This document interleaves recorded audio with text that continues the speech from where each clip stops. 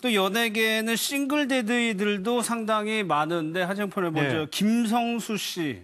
네. 좀 불미스러운 사고가 있었죠, 안에. 그러니까 김성수 씨가 그 전전 부인이 이혼 후에 강남에서 흉기 난동 사건의 피해자였죠. 그래서 이제 불의에 사망했고 그때 둘 분 사이에 딸이 있었는데 그 딸을 처음에는 외가에서 키우다가 나중에 김성수 씨가 딸을 데려와서 이제 아버지 혼자서 딸을 키우는 거죠.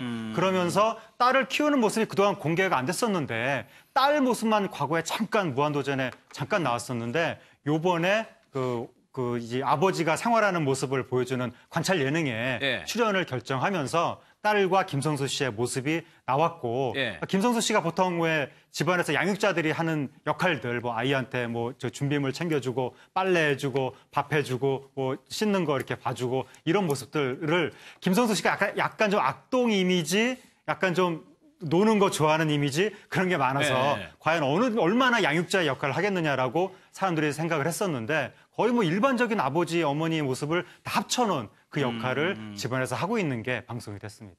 그러니까 김성수 씨 입장에서는 아이가 엄마가 없이 커야 된다는 거에 대해서는 굉장히 좀 신경이 쓰일 수밖에 없어요. 사실 그 부분이 제일 마음이 아픈 부분인데요. 사실 뭐 모든 가정에 이게 양가 부모가 있는 게 아니라 홀부모, 그러니까 한 가정 부모도 있는데 사실 지금 같은 경우는 처음부터 있는 게 아니라 그 어머니가 어떻게 보면 불의의 사고로 굉장히 피해자로 돌아갔기 때문에 딸의 입장에서는 굉장히 이렇게 마음의 상처를 많이 받았을 거예요. 그리고 학교에 갔는데 학교에서 어떤 이야기를 들었는가 하면 어머니가 돌아가시고 난 다음에 너희 어머니 흉기에 맞아서 죽었다며 라고 학생들이 이야기하는 소리를 그 아이가 들었을 때 아이가 받는 그 충격은 굉장히 컸을 거예요. 그래서 그 아이를 조금 데리고 와서 어떻게 보면 가정이라는 것은 아빠와 엄마의 양축이 있지만 지금은 아빠밖에 없다. 하지만 엄마의 축을 만들기 위해서 내가 최선의 노력을 다할 것이고 우리가 이렇게 둘이 사는 것 자체가 그렇게 불행한 것은 아니다. 엄마 일은 사고였고 가족의 중국을 먼저 겪은 게 힘들지만 이것을 같이 이겨내자라고 하면서 지금 김성수 씨가 자기 아이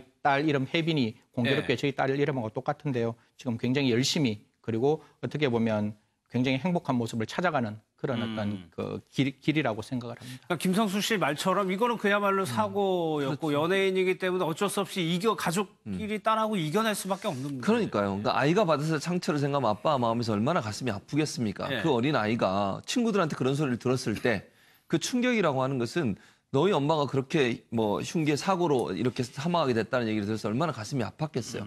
근데 그 마음을 보는 아빠 입장에서 상당히 저는 가슴이 아팠을 거라고 생각해요.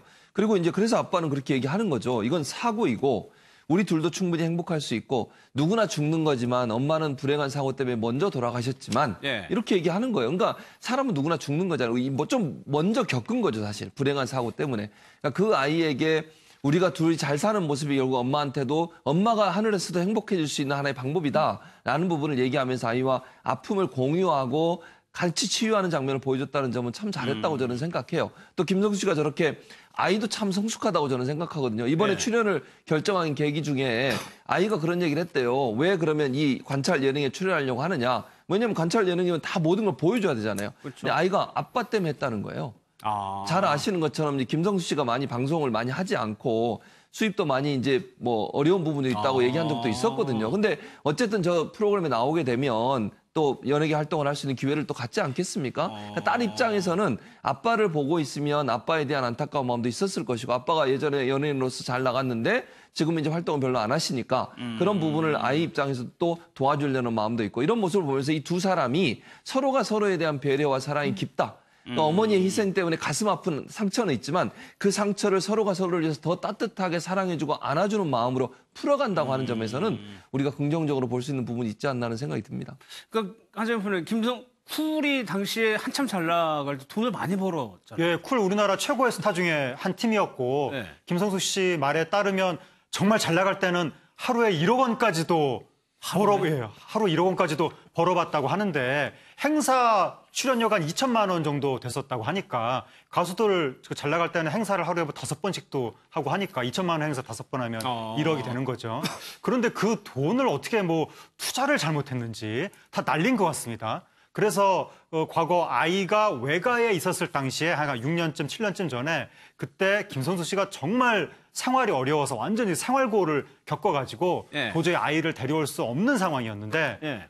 이 아이의 엄마가 그렇게 사고를 당하고 나서 김성수 씨가 아이하고 한번 여행을 갔었는데 아이가 외갓집으로 돌아가기 싫다고 아빠랑 계속 같이 있고 싶다고 그 얘기를 하는 것을 듣고 내가 정신 차려야 되겠다. 김성수 씨가 이렇게 생각을 해서 그 연예인으로는 당장 어떻게 돈을 벌 방법이 없으니까 그때 지인들하고 식당을 내는 쪽으로 해가지고 다행히 그 식당이 이제 영업이 좀 웬만큼 잘 된 것 같습니다. 그래서 이제 아이를 5년 전에 자신이 데리고 와가지고 아직도 키우고 있는 거죠.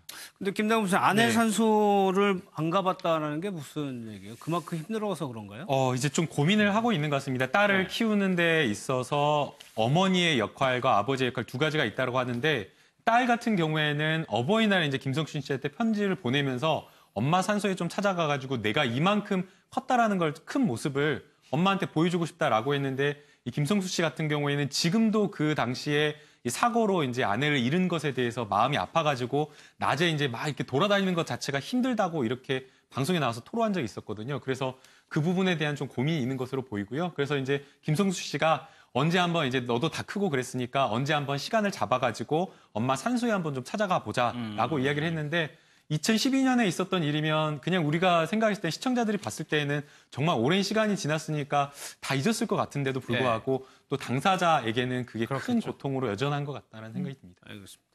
또 한 명이 있는 게 김승현 씨인데 하정편에 네. 미혼 부라는 타이틀이 붙어 있었어요. 네, 결혼하지 않고 아이를 낳고 아이를 지금까지 키운 거죠. 그러니까 김승현 씨가 90년대 하이튼 스타였다가 2003년에 그때 한 23살인가쯤에 아이가 세상에 공개가 되면서 스스로 밝혔죠. 내가 아이 아버지다라고 하면서 그때 이제 아무래도 그 젊은 스타가 뭐 결혼했다, 아이가 있다 이런 식으로 발표가 되면 스타성이 떨어지기 때문에 상당한 이제 문제가 있었고 그때 아마 소속사도 굉장한 타격을 받아서 김승현 씨가 아이를 발표한 다음에 소속사는 해체되고 소속사의 빚도 김승현 씨가 일부 떠안았다고 그러면서 청춘 스타였던 김승현 씨가 완전히 하락세로 접어들어서 그동안은 이제 연예인으로서 활동도 거의 못하게 되고 예. 그런데 최근 들어서 이제 그 관찰 예능에 김승현 씨 가족의 모습이 나오면서 김승현 씨가 두 번째 전성기를 누리고 있는데 김승현 씨가 지금 한 말이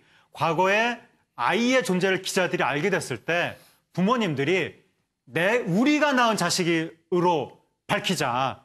동생으로 하자. 김승현 씨 동생으로. 기존에 연예인들의 그런 사례들이 왕왕 있거든요. 그러자고 했는데 김승현 씨가 아니 너 어떻게 내 자식을 다른 사람 부모님 자식으로 숨길 수가 있느냐라고 하면서 그대로 사실을 발표했다는 것이고 그것 때문에 10몇 년을 굉장히 지금 김승현 씨가 고생을 했지만 아직도 내 딸이라고 밝힌 것에 대해서 후회하지 않는다. 후회하지 않는다. 그리고 이제 나는 딸의 아버지로서의 역할에 충실한 인생을 살았다고 생각한다. 예. 그 이야기를 이번에 한 겁니다.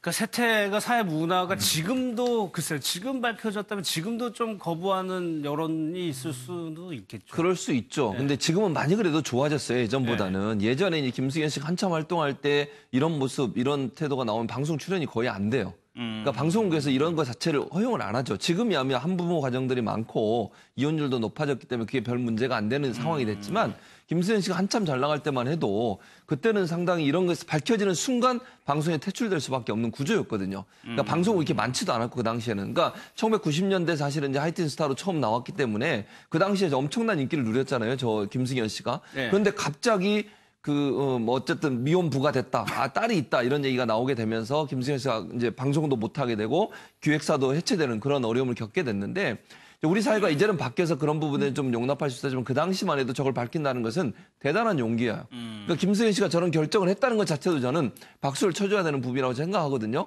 자기 딸을 딸이라고 얘기할 수 있다고 하는 거 본인이 피해 당할 걸 뻔히 알잖아요. 그렇겠죠. 그렇게 밝혔을 때 본인이 어떤 피해를 당할지를 알면서도 부인하지 않고 인정하고 공개했다고 하는 것은 딸에 대한 사랑, 그게 크다고밖에 볼 수 없기 때문에 김승현 씨 결정에 저는 존중하고 예. 이제 저런 모습이 이제는 인정되고 받아들여졌으면 좋겠어요. 그런 부분들을 우리가 그런 어떤 도덕적 잣대로 들이대고서 그걸 비판하고 아니면 사회생활 할 수 없을 정도로 만드는 것은 지나치다. 네. 그런 생각이 듭니다. 알겠습니다.